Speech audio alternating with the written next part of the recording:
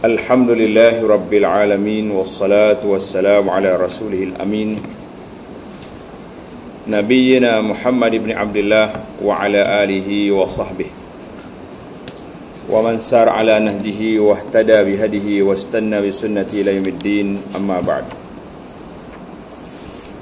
Yang dihormati pengurusi majlis, yang dimuliakan pengurusi Surau Al-Ihsan serta Al-Fadhil Tuan Imam dan seluruh ahli kuasa masjid, muslimin dan muslimat sekalian, Assalamualaikum warahmatullahi wabarakatuh. Alhamdulillah, syukur kita kepada Allah Azza wa Jalla kerana dengan limpah kurnianya dapat kita berkumpul di surau kita ini, di masjid kita ini, di dalam majlis ilmu yang membincangkan tentang Rasulullah sallallahu alaihi wasallam, di mana bila sebut tentang Nabi sallallahu alaihi wasallam, maka kita tahulah majlis kita ini majlis yang diberkati, kerana para ulama mengatakan bahawa apabila majlis itu menyebut tentang Allah, menyebut tentang Rasulullah sallallahu alaihi wasallam, maka di situlah kita tahu perbincangan kita adalah merupakan perbincangan benda yang besar. Kalaulah tidak kerana Allah Subhanahu wa taala beri kepada kita hidayah, kalau Allah Ta'ala tidak beri kepada kita taufik dan tidak diutuskan kepada kita ini Rasulnya sallallahu alaihi wasallam, tentulah kita tak tahu ke arah mana kita nak pergi. Ini adalah merupakan panduan yang terbesar, merupakan rahmat Allah Ta'ala kepada kita. Apabila Allah nak berikan kebaikan kepada hambanya, maka diberi kefahaman dalam agama. Dalam hadis yang diriwayatkan oleh Imam Bukhari, Nabi kita sallallahu alaihi wasallam bersabda, "Man yuridillahu bihi khaira yufaqihu fid din." Siapa yang Allah nak beri kebaikan dalam agama, maka diberi kefahaman. Allah nak beri kebaikan kepada seorang hamba itu, diberi kefahaman dalam agama. Jadi kita hari ini masalah kitanya,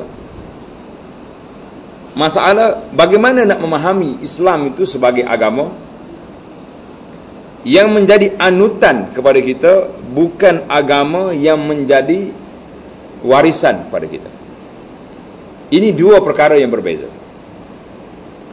Agama sebagai anutan dengan agama yang menjadi warisan, berbeza tak beza? Sangat berbeza. Kerana paksi perjalanan agama ini duduk di atas landasan ilmu. Tidak kita kata agama ini dengan sonok-sonok kita, dengan suka-suka kita, tidak. Allah Ta'ala beri kepada kita landasan ilmu yang boleh kita faham apa dia Islam dan apakah itu iman, sebagaimana yang dalam hadis yang masyhur dan riwayat bahawa Nabi sallallahu alaihi wasallam menerima kunjungan daripada Jibril alaihi salam. Bila Jibril datang, hadis ni sangat masyhur, orang panggil hadis Jibril. Dia datang, dia tanya Nabi sallallahu alaihi wasallam tentang iman. Dia tanya Nabi tentang Islam. Maka Nabi jawab, iman dengan rukunnya. Berapa rukun? 6 rukun. Islam berapa rukun? 5 rukun. Kemudian ditambah dengan ihsan. Ini kita bila kita duduk di surau ihsan, bagaimana kita nak memartabatkan diri kita naik pada darajatul ihsan. Boleh ke tak boleh? Kena kata boleh. Sebab darajat ihsan ni kalau sudah masuk dalam jiwa manusia, banyak agensi kerajaan ini perlu dihapuskan. Yang pertama sekali, polis tak payah ada, penjara tutup, SPRM pencen terus. Sebab apa? Inilah martabat yang boleh kita menjiwai bahawa Nabi SAW bila ditanya oleh malaikat, mal ihsan, akhbirni alil ihsan. Apa itu ihsan? Malaikat Nabi kita jawab, an ta'budallah ka'annaka tarah, fa illam takun tarahu fa innahu yara. Kamu sembah Allah seolah-olah menampak Tuhan. Ini martabat tinggi dah. Kita nampak. Tapi jangan jadi macam ajaran sesat. Hari ini banyak ajaran sesat masuk dalam tempat kita ini.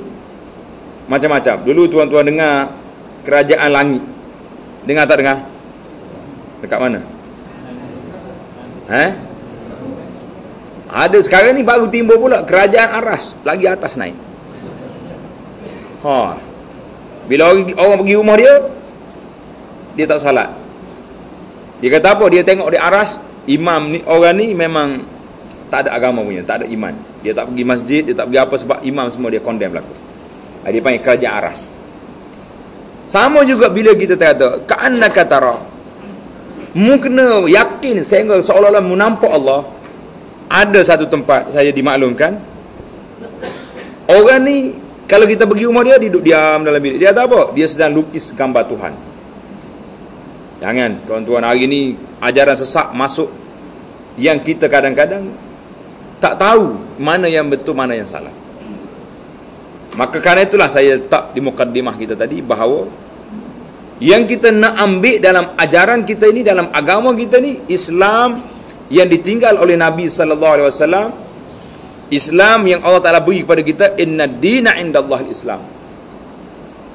Baik, sekarang ni kalau saya tanya, dan saya yakin 100% tuan-tuan insya-Allah boleh jawab. Bila tanya apa itu Islam, semua boleh jawab 5 rukun. Kalau saya tanya soalan yang kedua, apa makna Islam? Agak-agak berapa orang boleh jawab? Sudah, jangan tanya banyak ustaz. Bahaya soalan tak? Cerita je lah, tanya jangan tanya. Islam ada 3 makna. Ini tuan-tuan boleh tengok dalam kitab Mustikah Hadis yang diterbit, yang dikeluar oleh Jabatan Perdana Menteri, ditandatangani oleh Yang Amat Perdana Menteri pada waktu itu. Dia panggil Kitab Malaysia. Bukan satu Malaysia, kitab yang dikeluar di Malaysia. Yang satu Malaysia ni saya tak tahu ada kitab ke tidak. Dia sebut Islam yang pertama iaitulah agama. Inna dina indallah Islam. Agama yang diredai, yang diiktiraf oleh Allah hanya Islam.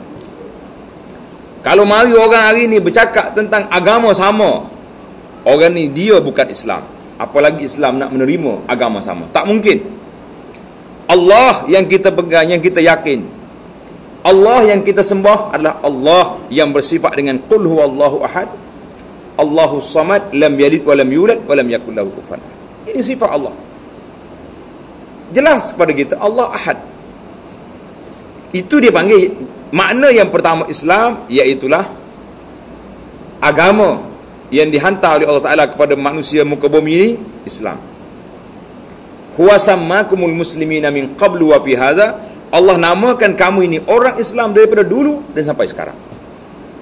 Millata abikum Ibrahim huwa sammakumul muslimin. Itu dipanggil agama Islam. Makna yang kedua Islam iaitulah apa dia? Ajaran yang dibawa oleh Nabi sallallahu alaihi wasallam, itu Islam. Islam, adab Islam. Adab yang ditinggal oleh Nabi sallallahu alaihi wasallam. Kemudian yang ketiga makna Islam iaitulah hukum hakam. Kalau kita kata Islam mengharamkan, Islam menghalalkan, itu dia panggil hukum Islam. Jadi Islam itu ada 3 agama. Nak beza apa ini? Islam bermakna bukan Kristian, bukan Yahudi, bukan Buddha, bukan Hindu, bukan Islam. Islam menetapkan, maknanya undang-undang Islam menetapkan. Kalau kita kata ini amalan Islam, bermakna ini amalan yang diambil daripada Nabi sallallahu alaihi wasallam. Jadi inilah satu faksi yang besar. Bila kita pergi kepada iman, apa makna iman? Rukun tuan-tuan tahu dah 6 perkara. Jelas, insya-Allah boleh tahu. Dalam bab ilmu fardu ain yang biasa ni, biasanya kita dah kursus. Walaupun ilmu ini disalah artikan oleh sebahagian orang, Tapi kita tahulah ilmu fardu ain ini ilmu yang wajib dipelajari oleh setiap manusia. Wajib tak wajib? Wajib. Apa yang wajibnya? Iaitulah mengenali Allah, mengenali rukun iman. Bila sebut tentang iman, apa itu iman? Iman an tu'mina billah, dalam hadis Jibril, iman itu beriman kepada Allah. Ini menunjukkan bahawa iman ma waqara fil qalbi, benda perkara yang terpasak dalam hati manusia. Itu mana iman. Saya beriman bermakna dalam hati saya. Maka tuan-tuan kena ingat, untuk kesempurnaan 3 asas ini, maka bila kita beriman, berarti kita telah letak dalam hati kita kepercayaan ada Allah. Percaya tak percaya kita? Percaya. Di mana iman? Dalam hati. Orang dalam hati, macam mana nak boleh tahu iman dalam hati? Siapa dia boleh test? Siapa dia boleh tengok malam ni? Memang orang ni hebat. Oh, saya boleh kesan. Karena itulah bahaya hari ni. Kalau ada orang bercakap, saya tahu dalam hati orang tu. Bila mengkorek hati dia? Oh, orang ni hati jahat. Mana tahu hati orang? Kita tak boleh nak hukum. Kita ni sebagai seorang manusia, kita boleh hukum mengikut yang zahir, tapi yang batinnya Allah Ta'ala saja yang mengetahui. Maka oleh kerana iman dalam hati, maka disitulah dituntut kepada kita supaya mengemukakan bukti yang kita beriman pada Allah. Mana bukti? Oh, ini IC dah tulis iman. Yang ada kad pengenalan pun ramai juga yang tak semayang. Ramai tak ramai? Ramai. Yang tak puasa, ramai juga. Yang tak pergi, tak bayar zakat, ramai. Yang perempuan tak tutup aurat, Allahu Akbar, jangan sebutlah, sensitif sangat. Saya kalau ceramah dalam masjid ni, saya berani sebut bab aurat, sebab semua tutup aurat belaka. Tapi kalau pergi kat luar, bimbang-bimbang. Takut tengah-tengah ceramah, ada yang baru nak betul, nak tuduh campur, kesian juga dia. Aurat tak tutup. Ini tak ada bukti yang kamu beriman kepada Allah. Kita tak nak dengar lagi hujah-hujah macam anak-anak kita, sebahagian anak orang Islam. Kalau tanya kenapa tak tutup aurat? Hati baik. Iman dalam hati. Betul. Iman dalam hati, tetapi mana tanda? Tanda itulah duduk di penghayatan kita kepada rukun Islam. Salatnya, puasanya, zakatnya, hajinya, jihadnya, tutup auratnya, muamalat kita dalam bab makan minumnya. Makan minum kita cukup jaga. Jaga tak jaga? Nak beli air, tengok ada tanda halal. Oh, ni air halal. Siapa dia kata ada air haram? Siapa jaga ada air haram? Arak itu bukan air. Air tak payah sembelih apa dia. Memang dia halal. Tapi tanda juga sini halal. Senang. Saya pergi melawat di negara Singapura, senang. Dia tulis yang tak halal. Dia tulis tidak halal untuk orang Islam. Orang kata mudah kat sini. Kita ni tulis halal belaka. Jadi oleh kerana kita terpengaruh dengan 3G halal inilah yang menyebabkan kita tidak tanya kita beli dengan duit halal ke duit haram. Kita tak nampak. Ada benda-benda dalam hidupan ini kita tidak nampak skema ataupun skill yang sebenar. Ukuran halal haram tu, satu duduk di benda, satu lagi duduk hasil ambil daripada mana. Itu dipanggil benda-benda yang perlu kita belajar. Kerana itulah saya sebut di awal tadi, 3 asas ini perlu kita tahu. Islam, iman, yang martabat yang tinggi dipanggil ihsan. Ihsan ni kita nak anta'budallah ka'annaka tarah. Mu tengok Allah Ta'ala seolah-olah, mu sembah Allah seolah-olah mu nampak Allah. Jangan kata aku nampak Tuhan kat depan tu lah. Tu ajaran karut dah tu dah. Rasulullah pun malam Mi'raj pun khilaf di kalangan sahabat, tengok Allah atau tak tengok.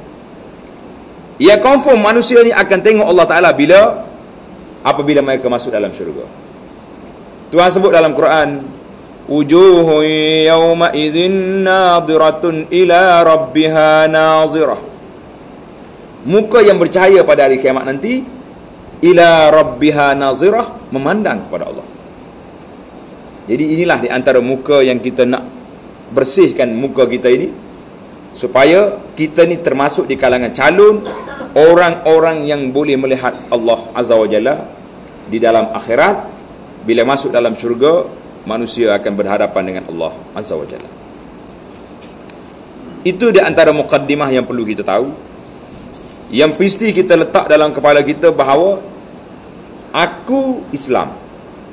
Islam dibina di atas ilmu, fakta, kesahihan, yang ketepatan itu penting. Kalau setakat kita baca je, oh ini buku, ini jumpa agama ni, tak. Dia mesti ada disiplin ilmu yang perlu kita tengok dari sudut amalan kita, pegangan kita, akhlak kita dan sebagainya. Baiklah, tajuk yang saya beri untuk kita perbincangkan pada malam ini iaitulah tentang satu soalan yang ditanya oleh Sayyidah Aisyah radhiyallahu anha kepada Nabi sallallahu alaihi wasallam. Aisyah ni di antara isteri Nabi yang muda tapi orangnya cerdik. Cerdik tak cerdik Aisyah? Cerdik. Pasal itulah kalau kita tengok dalam senarai isteri-isteri Nabi sallallahu alaihi wasallam, ramai tak ramai isteri dia? Berapa orang dah? 11. Boleh sebut nama? Jarang sebut dia tu. Duk dengar Khadijah, Aisyah, Hafsah lagi, Zainab, Ummu Salamah, Maimunah lagi. Itu di antara isteri Nabi ni pelbagai jenis. Ada yang sudah berumur, ada yang masih muda. Jadi kenapa? Itu soalan. Kenapa Allah pilih isteri-isteri Nabi ni tak sama, tak sebaya semua dan macam-macam? Sebabnya kita dengan Rasulullah sallallahu alaihi wasallam ini tak ada rahsia. Allah berkata laqad kana lakum fi rasulillahi uswatun hasanah. Bagi kamu Rasulullah sallallahu alaihi wasallam itu contoh yang terbaik. Bolehkah kita buat contoh kalau kita tak tahu benda? Kita pergi rumah kawan kita tengok, oi cantik Kita balik cakap dengan tukang, awak buat rumah saya macam rumah dia. Tukang tengok 3 kali muka kita, pak cik ni apa jadi ni? Tak cukup tidur ke macam mana? Kata lebih ubat tidur. Mana contohnya? Rumah kawan aku. Mana gambar, mana plan dia, mana. Bila Allah kata laqad kana lakum fi rasulillah uswatun, kamu ni bagi Rasulullah contoh, maka dia nak dedahkan kepada kita yang di luar rumah semua orang tengok. Dalam rumah macam mana nak tahu? Maka diberinya kepada Nabi sallallahu alaihi wasallam isteri dia daripada pelbagai peringkat. Ada yang dewasa, cara pemikirannya orang dewasa. Aisyah oleh kerana dia ni yang paling muda, banyak permintaan dia ni yang membuka ruang yang luas kepada kita. Ini dia panggil seorang isteri yang membawa berkat kepada umat yang begitu banyak. Kita tak nak cerita tentang Aisyah pada malam ni, tapi bila sebut nama dia, tuan-tuan kena ingat inilah salah satu orang isteri yang Allah pilih Nabi kita wafat di pangkuan dia. Malangnya hari ini menjadi ratib ataupun zikir sebahagian daripada umat manusia hari ini, pagi, petang, siang, malam duk kutub Aisyah. Kumpulan apa ni tuan-tuan? Kumpulan Syiah. Di kawasan kita ni pun tak jauh banyak. Ada zikir masuk dalam rumah dia, dia tulis laknat kepada Abu Bakar, laknat tulis kat dinding macam kita tulis ayat Quran ni. Allahu Akbar, apa nak jadi dengan manusia ini? Jadi Aisyah tanya, ini soalan dia. Aisyah kata, ya Rasulullah, hal ata alaika yaumun kana ashaddu min yaumi Uhud. Tengok soalan dia cerdik. Dia kata, ya Rasulullah, pernahkah Tuan melalui satu hari yang lebih dahsyat daripada hari peperangan Uhud? Hari yang paling duka cita Nabi merasai lebih daripada hari peperangan Uhud. Ada ke tidak? Jadi kalau kita duk fikir, mestilah kita kata tentulah hari wafat Khadijah. Sebab isteri yang disayangi, isteri yang telah mengawal Nabi sallallahu alaihi wasallam dan lain-lain lagi kelebihannya begitu banyak. Apa Nabi kata? Dan Aisyah dalam kecerdikan dia ni, kebijaksanaan dia tu, dia beri kepada Nabi kita sallallahu alaihi wasallam contoh, aku nak ya Rasulullah hari lebih daripada Uhud. Sebab apa dia sebut hari Uhud? Tuan-tuan dengar ada cerita perang Uhud? Ke dengar gitu-gitu ya? Kena dengar sungguh. Tengok buku-buku tentang peperangan Uhud. Di antara buku yang saya catatkan, ringkasannya iaitulah buku sejarah Madinah. Tajuk buku namanya Madinah Munawwarah, Kelebihan dan Sejarah. Ana tulis di situ sedikit sejarah perang Uhud dan pengajaran yang kita ambil. Perang Uhud berlaku bila? Ini soalan sikit. Bila berlaku perang Uhud? Saya tak ingat dah. Hari Krismas bila? Jadi bahaya kita. Bahaya tak bahaya? Bila kahwin anak, hari Krismas. Semua orang tahu. Budak ke, orang tua tahu belaka. Tapi bila tanya, bila perang Uhud? Tak berapa ramai nak jawab. Ini menjadi tanggungjawab kita umat Islam. Yang saya nak tuan-tuan muslimin dan muslimat, daripada Nabi kita hijrah sampai Nabi wafat, hanya 10 tahun saja. 10 tahun tak boleh masuk dalam kepala kita, tak boleh set dalam minda kita apa yang berlaku dalam sejarah Islam yang begitu besar daripada awal Nabi kita. Tahun pertama hijrah. Tahun yang kedua apa berlaku? Pertukaran kiblat. Dalam bulan Ramadan puasa, disyariatkan puasa. Berlaku pula peperangan Badar Al-Kubra. Tahun yang ketiga berlaku peperangan Uhud. Uhud ini yang dibuat bandingan oleh Aisyah radhiyallahu anha. Bila? Kenapa? Sebab peperangan Uhud berlaku dalam keadaan yang cukup dahsyat. Dalam perang Badar, Nabi kita pergi dengan 300 berapa belah orang ya? 313, 315 itu riwayat. Dengan senjata tak cukup, alat tak cukup. Nabi beritahu kepada sahabat, kita nak keluar pergi sekat rombongan perdagangan yang dibawa oleh Abu Sufyan daripada Syam nak balik ke Mekah. Sebab tahun yang kedua ni tahun Allah Ta'ala izinkan, uzina lil ladzina yuqataluna bi annahum zulimu wa anna Allah ala nasrihim laqadir. Diberi keizinan kepada mereka, kepada orang Islam untuk berperang. Tujuan apa? Jangan ada orang kata, Nabi kita teroris juga. Sebagai orang kafir duk kata ke Nabi teroris. Kata tak kata? Kata jahat tu. Denmark dia lukis kartun, buat bom kat sekeban Nabi. Allahu Akbar. Hari ni pun ada lagi orang lukis-lukis gambar-gambar yang tak sepatut. Maka apa dia? Nabi kita pergi walaupun tak cukup bilangan. Abu Jahal dengan tentera 1000 orang yang lengkap dengan senjata.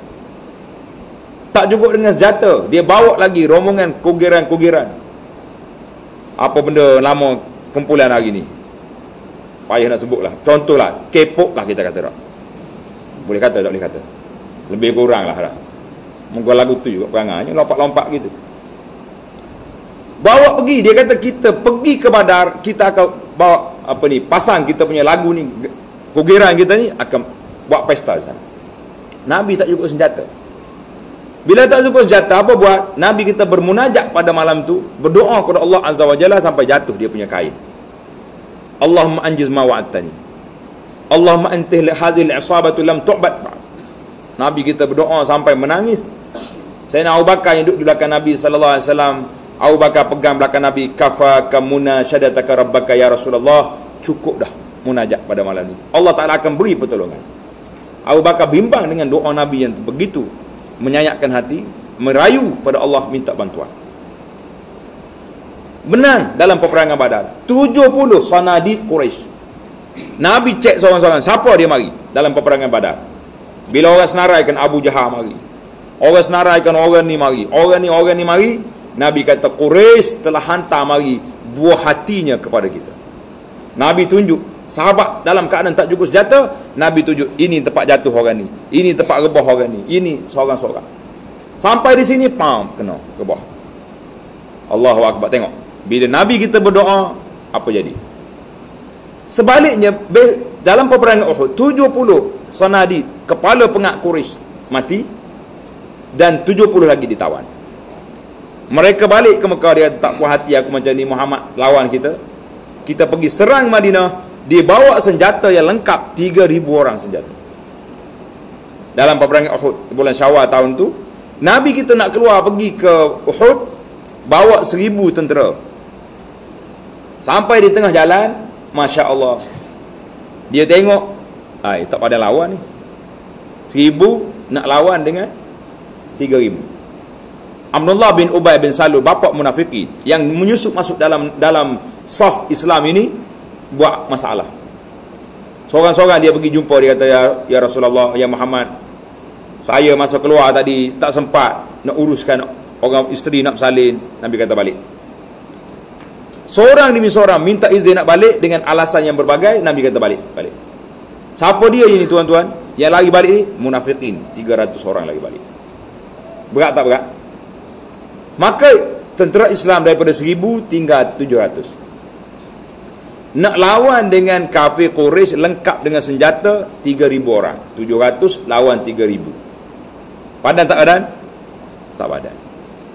Maka Nabi kita SAW pergi dekat Bukit Uhud. Nabi ambil tentera-tentera yang pemanah ni, 50 orang, dia letak di atas bukit. Orang yang pergi ke Madinah dia nampak, dia panggil bukit Jabal Ainain. Nampak tak nampak? Tak apa-apa nampak. Hak nampaknya Kacik Fatimah. Allah, sedih sungguh saya. Sampai di Uhud, di antara yang saya sedihnya, turun-turun bas, jemaah tanya, Ustaz, kat mana nak beli Kacik Fatimah? Saya kata orang Melayu ni, kepala otak dia macam ni sungguh lah. Duduk kat Malaysia cari tongkat Ali, sampai di Madinah cari Kacik Fatimah. Ali, Fatimah, dua tu ya. Kerja lain tak ada. Tapi rombongan kita tak cari tak? Tak cari. Baik. Nabi letak 50 orang tentera mana di atas bukit ini dengan memberi arahan la tabrahu hazal makan. Nabi kata jangan tinggal tempat ini walau apa terjadi. Kalau kamu tengok burung turun makan makanan, mati habis orang, jangan tinggal. Arahan besar tak besar arahan? Besar. Pemimpin mereka yang bernama Abdullah bin Jubair radhiyallahu anhu, Nabi kata mu jaga 50 orang ni, jangan tinggal bukit. Orang kafir serang yang pertama pada waktu pagi, Nabi kita hentak pecah tentera kafir, lari balik, undur ke belakang. Pada waktu itu tentera pemanah di atas bukit tengok, dia kata ni masalah. Apa masalah? Kenapa kita duduk tunggu atas bukit ni? Kafir dah lari balik. Yang mati di bawah bukit bergelepangan yang ada di sini, pedang-pedang mereka berkilau dengan salutan emas, dengan apa. Kalau kita turun sekejap ambil, kita naik balik. Abdullah bin Jubair kata, la, jangan turun. Nabi SAW pesan, kalau kami menang, jangan turun. Kalau kami kalah, jangan turun. Kalau burung makan benda-benda kat bawah ni pun, maknanya tak ada orang dah. Mu jangan turun. Itu arahan Nabi SAW. Tapi nasib mereka, Allah nak uji para sahabat, beberapa orang mula menyusup turun. Turun nak pergi ambil barang-barang kepunyaan orang kafir. Nak ambil, nak naik balik. Dah turun, ambil seorang, banyak lagi. Jadi tertinggal. Tinggal di atas bukit hanyalah 10 orang sahabat. Apa nak jadi? Waktu itu Khalid bin Al-Walid belum Islam. Panglima Islam ni belum Islam lagi. Dia duk attack di belakang bukit Uhud. Dia kata kita pecahkan tentera 50 orang yang tinggal 10 lagi ni. Kalau boleh pecah yang ni, bermakna tentera Muhammad hancur. Dan memang sungguh, dia naik atas bukit Uhud, dia pecahkan tentera. Abdullah bin Jubair syahid bersama dengan kawan-kawan dia. Pada waktu itulah serangan orang kafir yang undur ke belakang tadi masuk balik. Bila dia masuk balik, tuan-tuan bayangkan, tentera Islam terpaksa pecah. Dan Nabi kita SAW diserang oleh orang kafir sampai peringkat Nabi kita jatuh dalam lubang yang digali oleh Abu Amir Al-Fasiq. Jatuh dalam lubang, berdarah muka dia, giginya patah. Ini yang Aisyah kata, ya Rasulullah, aku nak hari lebih pada ni. Kalau saya bawa jemaah naik atas bukit Uhud, saya nak suruh tuan-tuan duduk atas bukit tempat pemanah ni, tengok ke arah bawah sana, tuan-tuan duduk tafakur sekejap dalam masa 2 minit. Duduk di situ, kita bayangkan depan mata kita, seolah-olah kita nampak para sahabat bergelimpangan mati syahid Sayyidina Hamzah dengan perutnya yang terburai, kita nampak Nabi SAW duduk di tepi Uhud sedang mengesak darahnya dengan tangan. Boleh tak boleh bayangkan? Mesti kita nampak. Duduk atas bukit Uhud, tuan-tuan akan nampak. Barulah kita ada makna pergi ke Uhud, mencari apakah itu pengajaran yang besar yang kita nampak. Sehingga terkeluar daripada mulut Nabi SAW, Nabi mengatakan, lan yufliha qaumun syajara sanabihim, tidak mulia satu kaum yang telah memecahkan, melukakan muka nabinya sendiri. Nabi mengesak darah di mukanya. Anaknya Fatimah tolong ambil kesat darah daripada muka Nabi SAW. Para sahabat 70 orang bergelimpangan mati di tepi bukit Uhud. Apa kata Aisyah radhiyallahu anha? Dia kata, ya Rasulullah, saya nak cerita kepada saya hari yang lebih dahsyat daripada itu. Hak tu berat tak? Berat tak berat cerita tu? Berat. Aisyah kata, tak, ya Rasulullah, saya nak yang lebih daripada itu. Tuan-tuan, agak-agak hari apa? Tak ada lebih daripada itu kecuali hari Khadijah wafat. Hari Nabi disakitkan kerana hari wafatnya Khadijah. Dan sebelum daripada itu wafatnya Abu Talib, pak saudara Nabi yang mengawal Nabi SAW itu, disebut dengan nama Amul Huzun, tahun duka cita. Kenapa tak duka cita? Yang pertama, Abu Talib jaga Nabi SAW daripada Nabi kanak-kanak lagi. Sayang dia kepada Rasulullah SAW sampai dia kata, anak aku tak boleh makan kecuali Muhammad makan dulu. Tiba-tiba pak saudara yang disayangi ini bila nak mati tak sempat mengucap 2 kalimah syahadah. Tak mengucap. Dekat dengan Abu Talib nak mati. Orang mari mengadu pada Abu Talib. Abu Talib, biasalah manusia ni, dia tengok kawan ni sakit, ambil kesempatan. Dia kata, Abu Talib, larang ke anak saudara kau tu, Muhammad tu, duk cerita Tuhan kita ni, kenapa? Abu Talib panggil Nabi SAW. Panggil mari. Dia kata, ya Ammi, aku tak nak apa-apa hari ni dengan orang kafir. Yang aku naknya satu je. Sedap Nabi kita buat. Aku nak satu je permintaan aku. Yang lain tak ada dah. Dia kata, apa satu yang kena minta tu? Aku nak minta, yang lain-lain tak minta. Projek tu, projek ni tak ada. Yang aku nak mintanya supaya mereka ini mengucap La ilaha illallah Muhammadur Rasulullah. Abu Jahal bertempik. Dia kata, apa Muhammad ni? Ini ke permintaan kamu pada hari ni?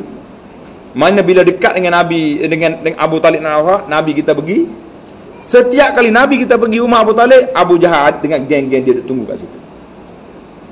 Ini dia panggil satu kes yang berat. Jadi Nabi kata, ya Ammi, qul la ilaha illallah kalimatan uhajju laka biha indallah. Hei pakcik, kata la ilaha illallah. Kalau kamu kata hak ni, kalimah ini aku akan berhujah depan Allah untuk nak mengeluarkan kau daripada neraka ke syurga. Abu Talib tengok Nabi. Nak kata, tak nak kata, anak saudara yang disayangi suruh kata. Nak kata, Abu Jahal dengan Abdullah bin Abi Umayyah duduk sebelah dia. Abu Talib, nak ikut dah. Ingat. Jadi masing-masing duduk attack dia, yang menyebabkan akhir sekali Abu Talib kata, aku tetap dengan agama bapa aku, agama Abdul Muttalib.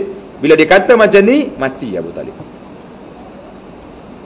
Jadi kematian Abu Talib ini menyebabkan Nabi kita duka cita 2 kali. Duka cita yang pertama, orang yang disayangi tak dapat diselamatkan. Duka cita yang kedua, apabila Abu Talib mati, orang kafir mula naik semangat. Naik semangat nak attack Nabi SAW kerana tak ada lagi orang yang mereka malu jaga Nabi, tak ada. Sehingga Nabi kita SAW bila balik ke rumah dia, anak dia tengok debu penuh atas kepala Nabi. Penuh dengan debu atas kepala Nabi.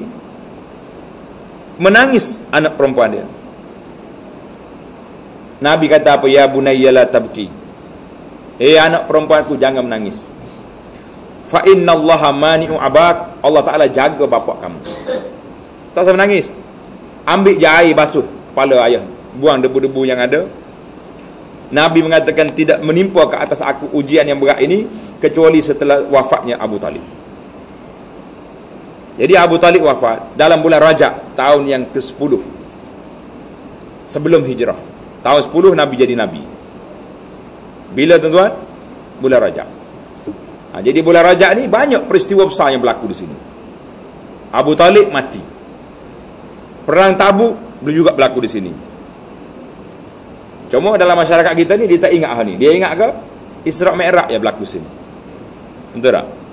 Ahli sejarah mengatakan Isra' Mi'raj ni ada 10 tarikh. Saya tak nak sebutlah. Banyak sangat. 10 tarikh Isra' Mi'raj. Ada mengatakan Rabiul Awal, ada kata. Dan selepas 3 bulan Rajab, Abu Talib mati. Mari bulan Ramadan pada tahun itu Siti Khadijah radhiyallahu anha wafat pula. Mati Siti Khadijah, maka Nabi sallallahu alaihi wasallam duka cita kali yang kedua. Bila Aisyah dan ataupun isteri dia yang lain pergi tanya selepas pada itu, ya Rasulullah, kenapa Rasulullah ingat sangat pada Khadijah? Isteri lain ke ramai lagi, dia sebut yang mati kenapa? Ni jangan yang lain. Nabi kata apa? Amanat bi hina kafara bi nas. Nabi mengatakan dia beriman kepada aku ketika orang lain kafir. Orang lain kafir, Khadijah beriman. Kan kita baca dalam sejarah Islam ini, yang beriman dengan Nabi yang pertama siapa? Abu Bakar. Lagi? Khadijah. Lagi? Ali. Ahli sejarah mengatakan tak bercanggah 3 orang. Abu Bakar orang dewasa, Ali kanak-kanak, Khadijah wanita. Jadi tak payah kita cari siapa dulu. Tiga-tiga ni semuanya dulu dalam kategori yang berbeza. Wa saddaqatni hina kadzdzaba linnas. Khadijah membenarkan dakwah aku ketika orang lain mendustakan. Dan banyak lagi lah kelebihan-kelebihannya. Maka bila berlaku kematian dua yang jaga Nabi, Khadijah jaga dalam rumahnya, Abu Talib jaga di luar rumah, maka pada waktu itu dipanggil Amul Huzun. Ketika itulah Nabi mencari di mana ke satu power kekuatan lain yang boleh mengatasi kuasa Quraisy. Maka terjawablah soalan Aisyah tadi. Nabi mengatakan, Aisyah, hari yang paling duka cita dalam hidup aku ini lebih daripada peperangan Uhud. Bukanlah setakat hari Khadijah wafat, bukan hari Abu Talib, tetapi laqad laqitu min qaumiki. Apa yang aku hadapi daripada ancaman daripada kaummu. Siapa dia kaum dia tu? Quraisy tak mau terima dakwah Nabi. Maka Nabi SAW tengok orang Quraisy tak mau terima. Dia kata kalau macam ni terpaksa dia kena pergi cari satu power kuasa lain yang boleh lawan Quraisy. Nak cari orang Jeddah pun geng Quraisy juga. Cari-cari yang terdekat, dia cari orang Saqif yang duduk di Taif. Macam kita hari ni juga. Dia panggil blok barat, blok timur. Ada kan? Politik antarabangsa ini kan. Ini pro, ni pro ni tak. Jadi Nabi nak cari orang satu kuasa yang boleh menghalang kuasa Quraisy. Maka dia pergi ke Taif. Jadi Nabi kita pergi Taif. Khadijah wafat dalam bulan Ramadan tahun 10. Tahun bulan Syawal Nabi kita pergi ke Taif. Bersamaan dengan akhir bulan Mi ataupun awal bulan Jun tahun 619. Dia pergi ke Taif berjalan bersama dengan seorang pembantu dia, iaitulah Zaid bin Harithah. Siapa dia nama pembantu dia? Zaid bin Harithah. Nabi SAW kata, setiap kali aku berjalan, mana-mana tempat yang dia jumpa dengan orang, dia akan cerita kepada mereka tentang Islam. Ini berjalan je dia cerita Islam, ajak orang masuk Islam, tapi semua tak ikut. Sehinggalah sampai Nabi kita ni sampai ke mana? Sampai ke Taif. Jauh tuan-tuan Taif ni. Jalan lebuh raya sekarang ni 80 km. Cuba bayangkan Nabi kita berjalan kaki di celah-celah bukit, macam mana nak sampai ke sana? Berat. Bila sampai di Taif, Nabi kita pergi jumpa dengan ketua Saqif. 3 orang ketua. Abdul Yalail, Mas'ud dan Habib, anak pada Amr bin Umair As-Saqafi. Dia pergi jumpa Nabi, kata apa? Saya ni mari daripada Mekah, nak ajak kamu masuk Islam, minta kamu beri bantuan kepada aku. Apa 3 orang ni jawab? Ini tuan-tuan, masalah perli-perli ni bukan masalah baru.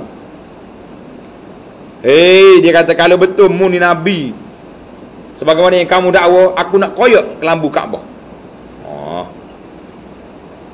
Kata yang lain pula, Muhammad, ama wajadallahu ahdan ghairak, Tuhan tak jumpa orang lain ke nak lantik jadi Nabi lain padamu? Berat tak? Kata yang ketiga pula, aku tak nak bercakap dengan mu. Mari mana ni dakwa macam ni. Nabi kita sallallahu alaihi wasallam tak apa. Orang hina dia, orang kutuk dia, Nabi kata tak apa Quraisy, Saqif, kamu tak nak terima dakwah aku tak apa, tapi minta tolong rahsiakan kedatangan aku. Arab ni, walaupun dia nakal setara ni, dia tak istiak, dia diam. Nabi minta tolong, bagi. Sebab perangai orang Arab, dia suka bantu orang. Tapi dalam bab akidah tak boleh lah. Tapi dalam bab pertolongan boleh. Tengok bila Nabi turun daripada Taif nanti, siapa yang bantu dia. Maka Nabi kita sallallahu alaihi wasallam duduk di Taif selama mana tuan-tuan? Selama 10 hari duduk di Taif. Ajak orang tu tak masuk Islam, orang ni tak masuk Islam, sehinggalah 10 hari bila Nabi kita sallallahu alaihi wasallam nak keluar daripada Taif. Pada waktu itu budak-budak nakal Taif ni berkumpul tengah jalan. Nabi nak keluar, bila Nabi lalu je, dia orang perli lontar dengan batu sampai berdarah kaki Nabi sallallahu alaihi wasallam. Berdarah kaki Nabi. Maka Nabi kita berjalan sampai di pinggiran Taif. Nabi kita berhenti di satu kebun, sebuah kebun. Kebun kepunyaan Utbah dengan Syaibah. Nabi kita berhenti di sini, duduk sandar tepi kebun. Mari seorang hamba, nama dia Addas. Ambil nama orang baik ni. Nama apa? Addas. Tuan dia kata, Addas, kamu ambil buah anggur ni, bagi 2 orang tu, bagi dia makan. Bila Addas sampai jumpa dengan Nabi sallallahu alaihi wasallam, Nabi nak makan, Nabi baca bismillah. Terkejut Addas. Awak ni dari mana ni? Aku tak pernah dengar orang negeri ni nak makan baca bismillah, sebut nama Allah, tak dengar. Maka Nabi sallallahu alaihi wasallam pun cerita kepada dia, aku ni Muhammad Rasulullah. Nabi tanya, mu dari mana? Ada kata, saya mari daripada satu kampung nama dia Ninawa, dekat dengan Mosul, Iraq sekarang. Nabi kata, kalau itu kamu ni datang daripada kampung sahabat aku, nama dia seorang orang yang soleh, nama dia Yunus bin Matta. Adah ni terkejut, dia kata, pelik awak. Dia lah sebut nama Allah, mu kenal pula Nabi Yunus. Maka dia pegang Nabi sallallahu alaihi wasallam, dia cium Rasulullah sallallahu alaihi wasallam, dan dia mengucap 2 kalimah syahadah. Seorang dalam banyak-banyak Nabi kita dakwah tu, orang lain hina Rasulullah, pukul Nabi sallallahu alaihi wasallam. Yang masuk Islamnya siapa?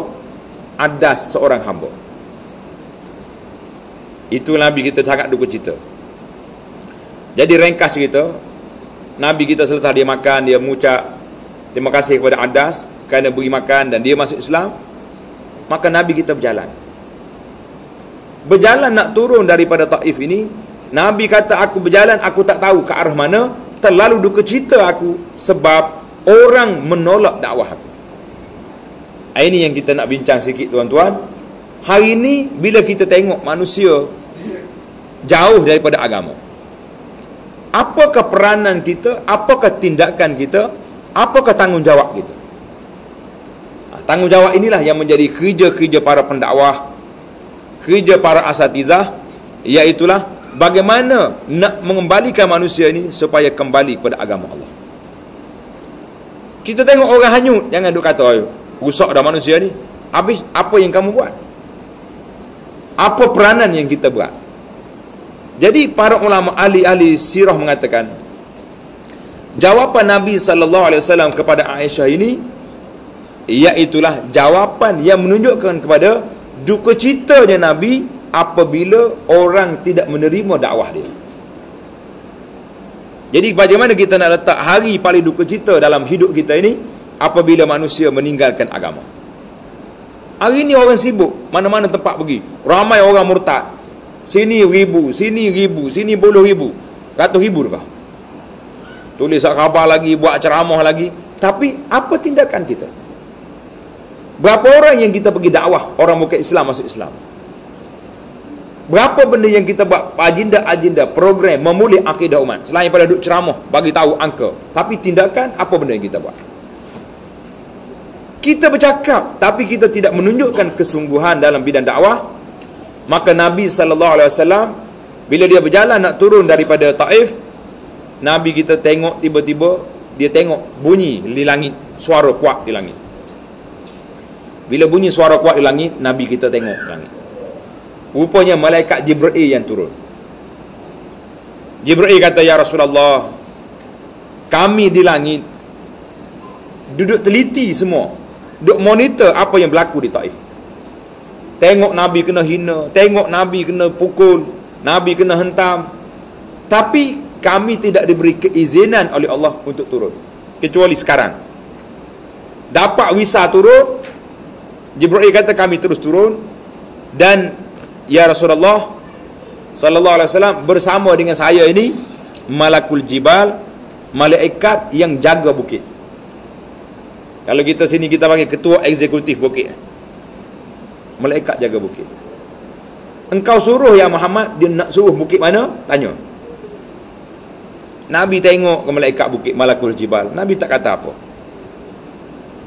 Malaikat tu kata, ya Rasulullah, saya waktu nak turun tadi bincang juga dengan malaikat lain. Duk bincang nak ambil Akshabain, 2 buah bukit besar di Mekah tu. Akshabain ni kalau tuan-tuan pergi Mekah sekarang, bukit belakang istana tu dia panggil bukit Abi Qubais. Belakang istana tu dengan bukit yang beradak dengan dia. Dulu ada hotel Sofitel apa benda tu, itu bukit. 2 bukit ni nak ambil bukit ni, pinjam sekejap nak pergi hempak atas kepala Saqif, Taif. Macam mana kalau kita orang beri tawaran macam ni? Lepas kena pukul, lepas kena hentam, agak-agak tanya malaikat dah. 2 bukit je. Takkan 2 ya kot tak? Tapi Nabi jawab apa tuan-tuan? Oh, dia kata awak duk bincang di langit, mari nak hempak orang Saqif kerana hina saya. Nabi kata tak. Nabi kata apa ni? Ya malaikat, kalau kamu nak hempak dia, nak suruh mati habis, balik semula ke langit. Terima kasih. Bal arju an yukhrijallahu min aslabihim man ya'budullaha wahdahu la yusyriku bihi syai'an. Aku mengharapkan Allah Subhanahu wa taala mengeluarkan daripada zuriat dia anak-anak yang akan masuk Islam. Yang tua-tua ni biar gitulah. Kau tak boleh kata orang tua kat sini. Setengah dia orang kata jangan kata orang tua, ustaz sensitif. Kena kata warga mah sekarang ni. Betul tak? Warga mah tak maya orang tua. Saya mula-mula timbul isu warga mah ni, saya cakap dengan kerajaan. Saya kata boleh ke orang laki-laki pakai emas? Boleh laki-laki pakai emas? Terkejut juga dia. Oh, tak boleh ni. Saya kata memang tak boleh pakai emas, tapi kalau cakap warga mah boleh. Cuma saya menaruh kebimbangan.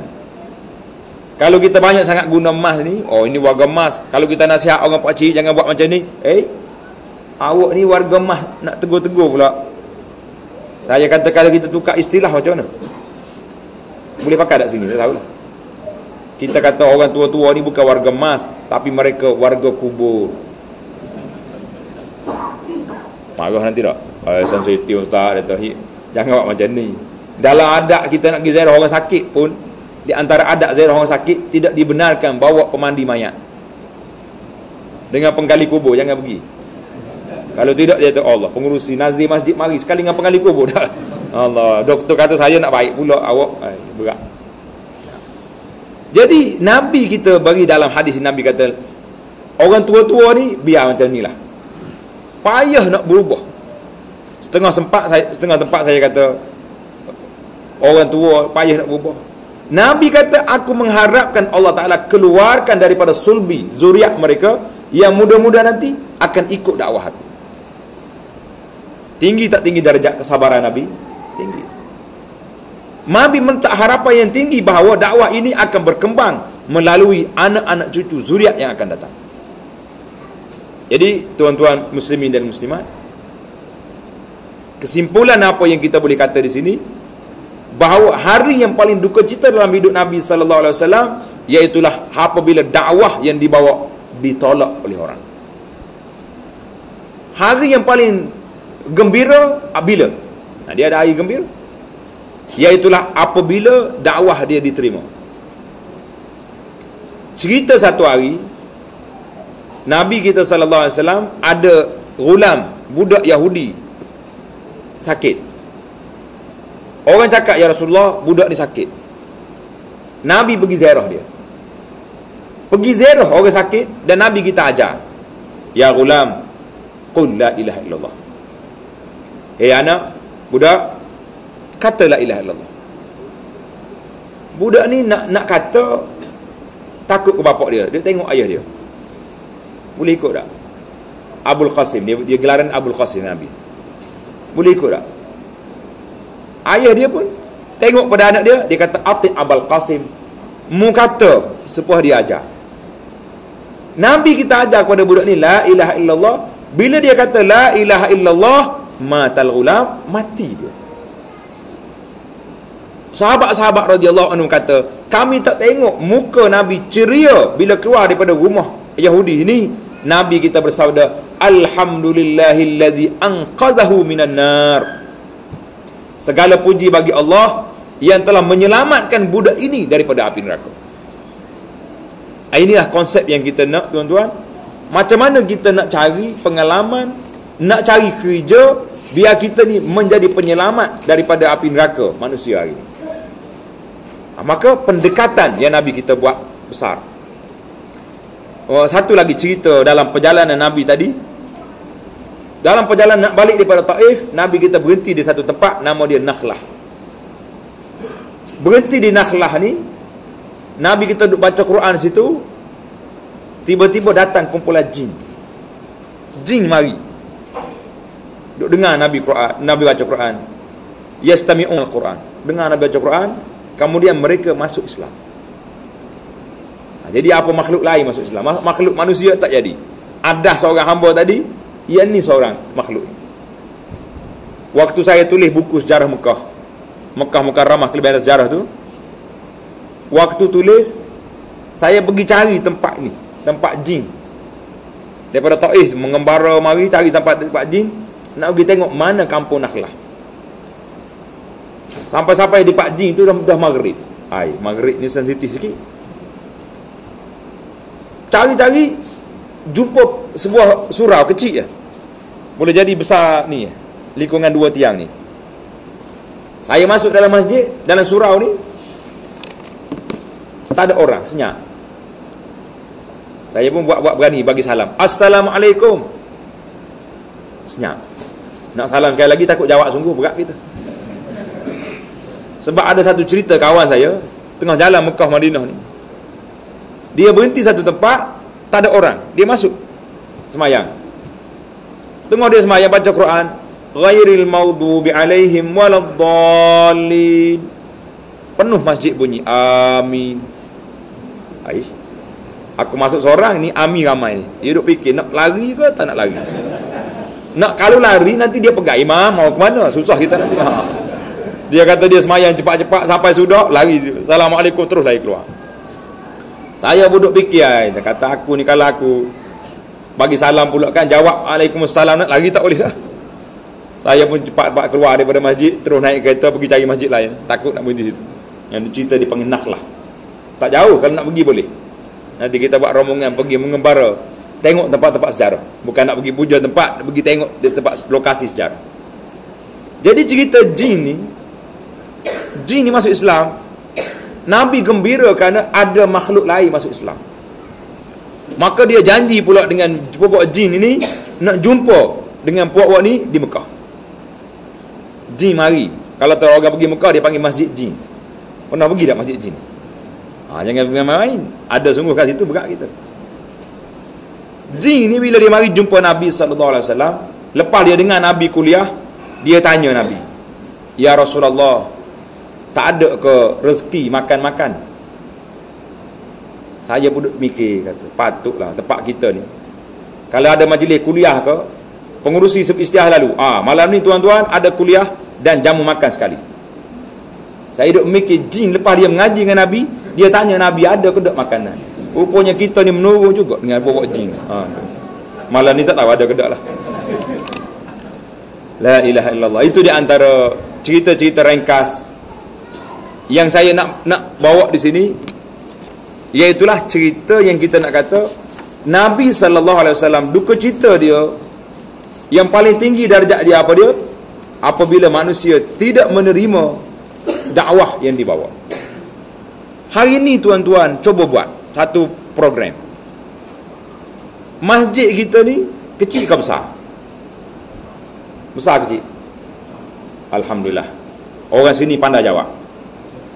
Saya pergi setengah masjid, dia kata, "Ustaz, masjid kita kecil."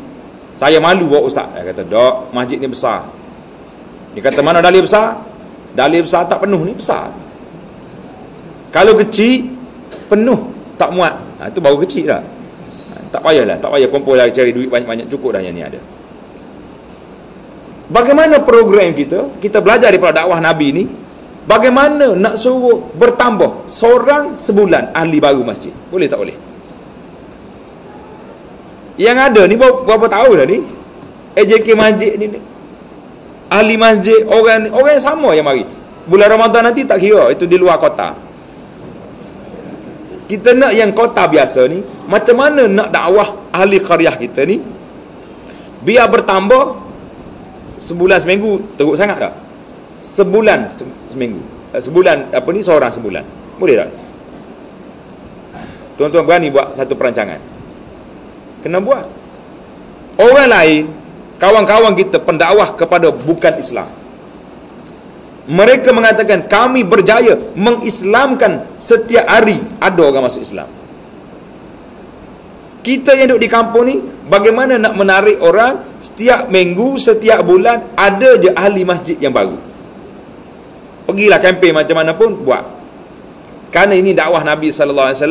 Nabi letak kelebihan mendakwah orang, mengajak manusia. Nabi kata apa? La an yahdiyallahu bika rajulan wahidan khairul laka min humurin na'am. Kalau kamu mampu ajak seorang kembali kepada Allah, ini lebih baik daripada kamu mendapat unta yang merah. Saya buat bandingan mudahlah, simple zaman kita hari ni. Unta yang merah ni apa dia? Kereta Mercedes yang besar tu. Kalau BMW kepala 7 ke? Boleh. Kena buat. AJK masjid berbincang. Bagaimana nak tarik orang Islam dah ni? Orang Melayu ni semua Islam ikut perlembagaan dan ikut kad pengenalan. Tak boleh pertikar dah tu. Bahkan kalau nak pergi minta tu, nak paik mahkamah, minta nak tukar IC pun tak akan boleh. Itu undang-undang Malaysia memihak kepada kad pengenalan, tak boleh tukar. Cuma nak suruh dia orang dekat dengan masjid macam mana, inilah satu pendekatan yang perlu kita buat. Kalau tuan-tuan mampu, maka masjid inilah di antara masjid yang hebat. Kerana dia boleh buat balik, tarik orang mari masjid, orang ahli baru setiap bulan. Tidak payah sangat. Macam-macam program dah kita buat. Kadang-kadang setengah masjid tu tersalah program pula dah. Kenapa buat masuk ustaz-ustaz bergitar, main gendang dalam masjid ni? Sebab nak tarik orang. Tak, bukan itu cara kita tarik orang. Cara kita tarik orang, beri kesedaran kepada mereka bahawa datang ke masjid ini adalah merupakan tuntutan dalam syariat Islam. Nabi mengatakan orang yang pergi masjid, basyiril masya'id, beri khabar gembira kepada orang yang datang ke masjid ini dengan cahaya yang sempurna pada hari kiamat. Macam mana kita nak beri khabar gembira? Ambil lah. Siapa dia nak masjid besar, apa ni, yang hebat ni, biar dia boleh ambil menyelamatkan manusia kembali kepada Allah seorang dia sebulan, itu cantik. Kalau boleh